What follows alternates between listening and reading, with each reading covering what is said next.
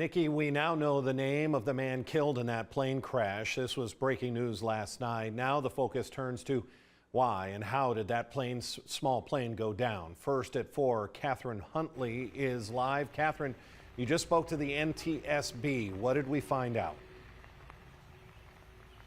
Yeah, Dan, the NTSB actually just arrived here. The FAA was here earlier today. They said they're entering the field investigation part of this process where they're looking at all the circumstances that could have possibly brought this plane down. When I looked out my front window, I saw the plane, and it looked like it was tumbling end over end. I just started screaming for my daughter to look, that was like, that plane, it's going to crash.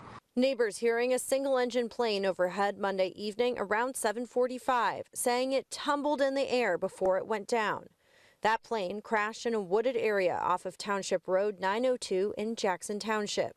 We didn't see smoke. The noise of the engines stopped. That was it. A family member told 19 News that 72-year-old Gary Wolfelt from West Lafayette, Indiana, was flying his home-built plane back from visiting relatives at Cleveland Clinic. He's been a pilot for many years and was headed home to Indiana when the crash happened.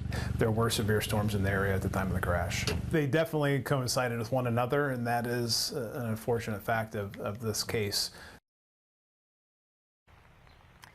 Now, this crash site, which is just down the road here in Ashland County's Jackson Township, is not super easy to get to for the NTSB. It is about a half-mile away from the road through an extremely muddy field and into a wooded area. The NTSB said that they'll be here at least through tomorrow trying to figure out all that they can to what made it happen. And we'll update you with any information that we find out from the authorities. For now, live in Polk, Catherine Huntley, 19 News.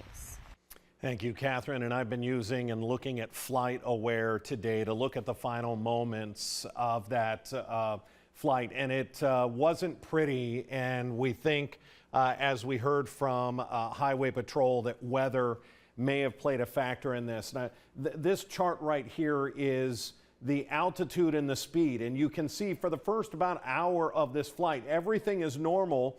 The pilot decides to get higher in elevation and decides to speed up. Was he trying to get above some of those storms?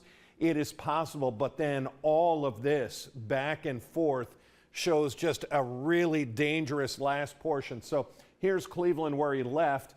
He has to fly south before he can head, and again, this may have been part of the storms. As he starts to head west, I want you to watch his plane flight, his path. A little bump there. Now watch as he circles back. The plane is spinning. It's going in several different directions here before he's trying to get it straightened out and ultimately crashes in that field. It was a bad last half of this flight. And again, weather may have played a major factor.